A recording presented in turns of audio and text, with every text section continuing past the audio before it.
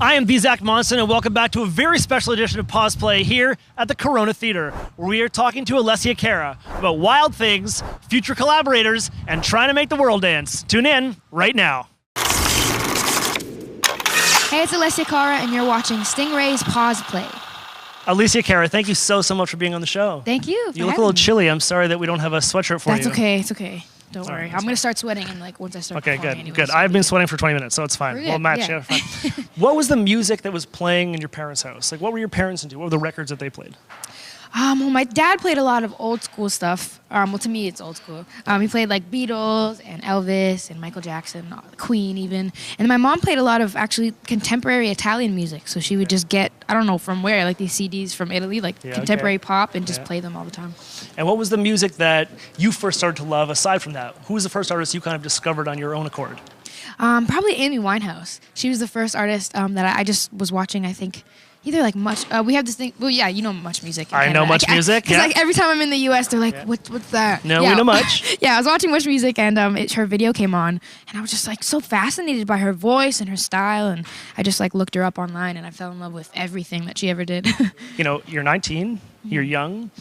What was that point like, having to tell your parents what all parents fear, that their kid wants to be a musician? How do they react? Oh my goodness. Well, you can imagine, especially Awful Italian is parents. My guess, yeah. So, I mean, my mom, I think, was more lenient about it because she said she always had a feeling that I was going to do this. So she was okay, but she still told me to have a plan B. Okay. And then my dad was like, no, you need to do something else. It's not realistic. You know, it's good to have as a hobby. But I think they were both just fearful that, if things wouldn't happen for me, then I'd be let down and left with no job or no life. Did you have a plan B? Not really. I kind of just cut it off, and I actually compromised with them. I said, "Fine, if I'm gonna take the year off. I'm not gonna go to university or college, and then if music doesn't work, then the next year I'll go to school." For what? What would you have? Let's say music just wasn't happening. Nobody liked the songs. What would you have gone to school for? Probably, I feel like this is such a stupid thing, but I'd probably just apply for like a philosophy course. Even though there's no jobs. Degree. I know, but what do you do with a philosophy degree? I know. You go and you teach philosophy. That's the only thing that you do. And like in philosophy, like you don't even get answers. It's just you just get more questions. Yeah. But that sounds I awful. love it. I love it. That sounds awful. Let's pay to sit in the class for 8 hours a day and then just have more questions at the end of the course. Yeah, perfect. I love it. Sounds terrible. No, okay. I'm glad music worked out for you. That would have been a worse job than way this, worse. So music is pretty good. Exactly. Yeah, music's pretty good. Going back and watching your first YouTube post in 2011, so we're talking like 5 years ago, almost to the day. I mean, it was in February, right? So you're singing Price Tag by Jessie J. She sings, what's the line? It's not about the money, ain't about the bling, just want to make the world dance. I feel like you kind of live by this a little bit. What is your philosophy, and going back to philosophy, about being an artist, about being a musician? Well, I think just that, it's not about the things that you have or the things that, I don't know, just it's not about any materialistic things. It's just, I think art should just be art and music should just be music, and that's the point. Like, I just don't see any other point, and especially with what I wear and my fashion, I get a lot of, criticism for how I dress because it's overly simple and things like that. And I just don't understand it because to me, I just come here to sing and I love music and that's all that matters. So I just don't see any other, like every other aspect to me is just like an extra thing. Yeah. And if you enjoy it, that's cool. But to me, it's just, I'm just in it for one thing, I think you're doing pretty well though. Thanks. Signed to Def Jam. Yes. Huge label. How do you stay true to that girl from Brampton, Ontario? Well, I think just, you know what? I think because I was allowed, because they appreciate me being myself as an artist, and because I'm allowed to express myself and be me, going into that label, I think it's so much easier to stay myself because who I am as an artist is who I am just as a person. So there's no like alter ego, there's no changing, so it's just easy to be me because I'm just, accepted. You. Yeah, I'm just accepted for who I am, which is good. The album is Know It All. Yes. Love it. Listen to it front to back many, many times. Thank you. Here, obviously, it was a huge smash. It was gold in Canada, double platinum in the U.S. What was that like, kind of, when that song was out? Did you ever think that it would have such a reach that it does? You know what? Not really. I mean, I always knew that it was something. Like, every time I would hear it when we'd play back the demo, it was a really bad demo, too, but I just knew that it had this potential. Is it out there? Is the demo no, out? it's not out there, no. I hope not. Whoever's got that demo, leak it out. It's not the greatest. My voice, it's like 10 octaves lower. I don't know why I'm singing like I'm sorry. That's pretty low. 10 octaves is a big gap. Very low, yeah. Great range, though. You have a great range. That's amazing. a skill. Yeah. Really. You should actually just sing 10 octaves below in the next album. Only dogs and certain animals can hear it. Yeah. Okay.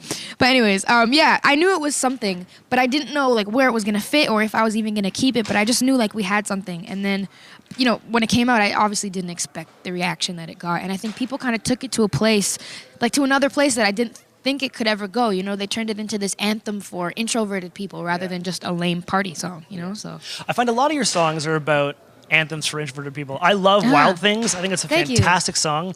Billboard said about the album and the song, Alessia Cara makes being an introvert cool again. Tell me a bit about Wild Things and where that song came from.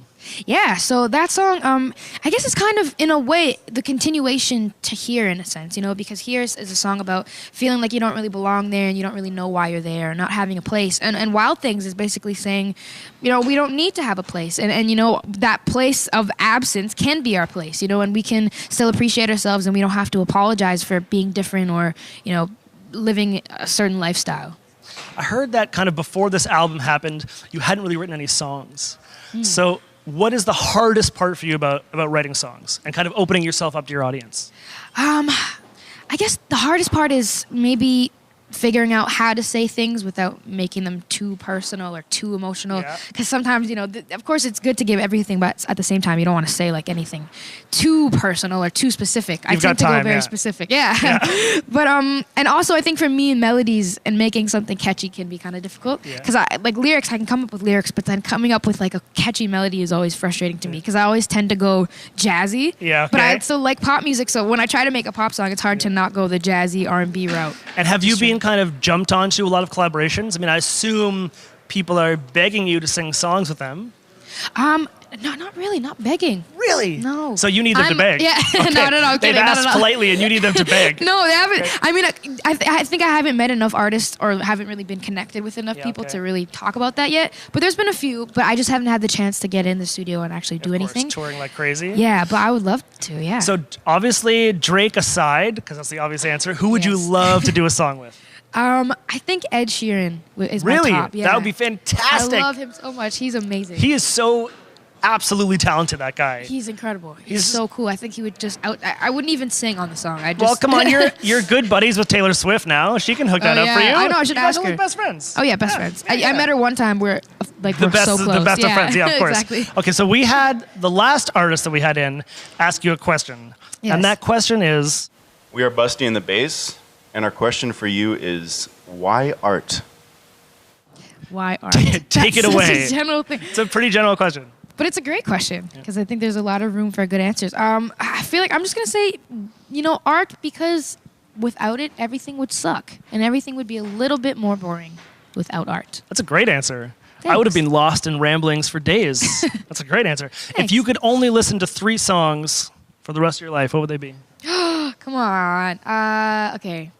These are the most recent that I can think of, but it doesn't mean it's that like it's all the songs that I've heard in life. This is it. Okay, Magic by Coldplay. Okay. I never seem to get tired of that song for some reason.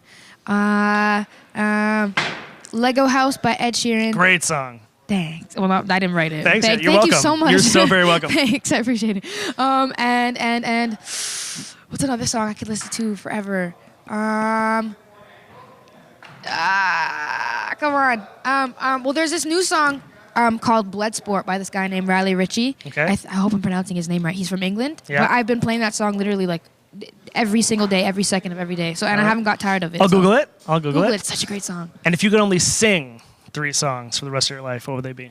If I could only sing 3 songs for the rest of my life, I'm just going to say Here because I'm probably going to be singing that. You're probably going to be singing that for a long time. In Vegas when I'm 85 years old. What else? I can't wait for your 85-year-old Vegas show. It's going to be really good. It's going to be great. Yeah. Get your tickets now. They're selling out pretty fast. What else? I would sing any Amy Winehouse song, Forever. Okay. And I would sing... Help me out with the last one. I suck at this. And I would sing... Well, obviously like a Spice Girls song, right? Of course. Sure. There you go. Any Spice Girls song. Any Spice Girls song. Any. What are some Canadian artists that you love right now? Oh my goodness, all of them, to be honest. All of them. Every single one. Canadian artist. All of them. I love Obviously, The Weeknd, Drake. Who else do I love? I love Bieber's new album. It's amazing. We were just talking about I'm a believer. I'm at a point where I can openly admit it now, I think. It's not an embarrassing thing. I think it's not just for tweens anymore. It's for like cool 30-year-old dudes too. It is. It's cool. Party Next Door is awesome Very as cool well. stuff, yeah. Did I say The Weeknd already? You did, so you can say it twice, though, because he's pretty, Abel's pretty cool. Yeah, and who else? Honestly, so many Canadians. Shawn Mendes is awesome, too. I like Shawn, yeah. Yeah, everybody. There's some great Canadian music right now. It's awesome. I'm so happy. But you're in that list. Aw, thanks. Don't think that if I don't ask other people, they don't say you, because they have. Aw, thanks. That's awesome. There.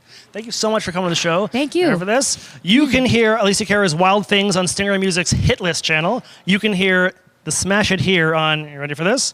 Stingray Music's Hit List Canada, US, Adult Alternative, All Time Pop, Cutting Edge, Oh My God channel, Total Hits America, Total Hits Germany, Total Hits Israel, UK, and Brazil, and Ultimate Urban. And you can hear the Cosmic Dawn remix of Here on Dance Clubbing and Eclectic Electronic. Don't forget to download the Stingray Music mobile app and check out our Vibes channels where you can play with genre, era, mood, activity, all kinds of stuff. Check out 1,000 new channels. Thank you so much for coming on the show. Have a great show tonight. Thank you. Bye, guys. Put your jacket on. Hey, everybody. Thanks for watching. Click on the left to subscribe to Pause Play. Click on the right to watch more videos.